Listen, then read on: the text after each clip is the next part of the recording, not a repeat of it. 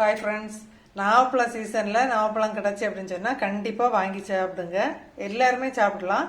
இது வந்து நாட்டுக்காய். உங்களுக்கு வந்து இந்த பழம் வந்து கொஞ்சமாக தான் இருக்கும், சீடு தான் கொஞ்சம் பெரிய சைஸில் இருக்கும். மேக்ஸிமம் நாட்டுக்காய் கிடச்சுன்னா நாட்டுக்காயை வாங்கி யூஸ் பண்ணுங்கள். நீங்கள் ஹைப்ரிட் வந்து வாங்கி சாப்பிடலாம், எல்லாருமே சாப்பிடலாம். டேஸ்ட் வைஸ் நல்லா இருக்கும். அதில் வந்து ஃப்ளஷ் வந்து சதை நிறைய இருக்கும், சாப்பிட்றதுக்கு நல்லா இருக்கும். அதை விட வந்து உங்களுக்கு வந்து இதில் வந்து சத்து ரொம்ப கொஞ்சம் கூடுதலாக இருக்கும். அதனால நாட்டுக்காய் கிடச்சா நாட்டுக்காய் வந்து மிஸ் பண்ணாமல் ட்ரை பண்ணுங்கள்.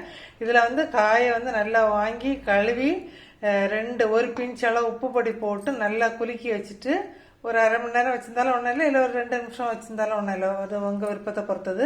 வரமிளகாய் தூள் போட்டு பிடிக்கும் அப்படின்னு சொன்னால் ஒரு பிஞ்செல்லாம் வரமிளகாய் தூளும் போட்டுக்கலாம்.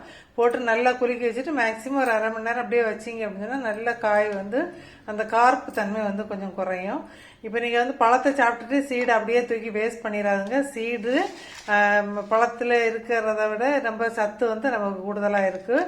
இது வந்து நீங்கள் வந்து சுகர் பேஷண்ட்ஸ் வீட்டில் யாராவது இருக்காங்க அப்படின்னு சொன்னால் இந்த காயை வந்து வேஸ்ட் பண்ணாமல் அப்படியே எடுத்து வச்சுட்டு நல்லா காயை போட்டு பொடி பண்ணி வச்சுட்டு காலையில் வெறும் வயிற்றுல ஒரு கப்பு தண்ணியில் ஒரு அரை டீஸ்பூனோ அல்லது நீங்கள் எடுக்கிற தண்ணியை பொறுத்து கொஞ்சம் கூடுதலாக எடுக்கீங்க அப்படின்னு சொன்னால் இல்லை மேக்ஸிமம் ஒரு ஆளுக்குன்னு அரை டீஸ்பூன் போதும்.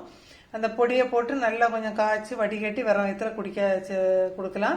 அப்படி இல்லை, சுகர் பேஷண்ட் எதுவும் இல்லை அப்படி இருந்தால் கூட இந்த விதையை வந்து காய வச்சுட்டு பொடி பண்ணி அந்த டீ தூளை கூடாடி சேர்த்து வச்சுருங்க, மிக்ஸ் பண்ணி வச்சுருங்க.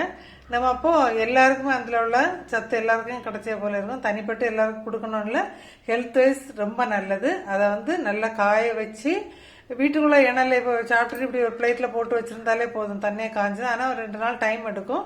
மழை டைம்லனா மட்டும் பூனம் பூக்காமல் ஒத்தையாக நல்லா கொஞ்சம் விரித்து ஸ்ப்ரெட் பண்ணி காய வச்சுக்கோங்க. அதை வந்து பொடிச்சு டீ தூளை கூட சேர்த்து வச்சுருங்க. அதை வந்து டீ போடும்போது எல்லாருக்கும் சேர்த்து கொடுத்துடலாம். ஹெல்த்துக்கு ரொம்ப நல்லது. இந்த கிடைக்கும் அப்படின்னு சொன்னால் கண்டிப்பாக யூஸ் பண்ணிவிட்டு சொல்லுங்கள், கமெண்ட்டை சொல்லுங்கள். Okay friends.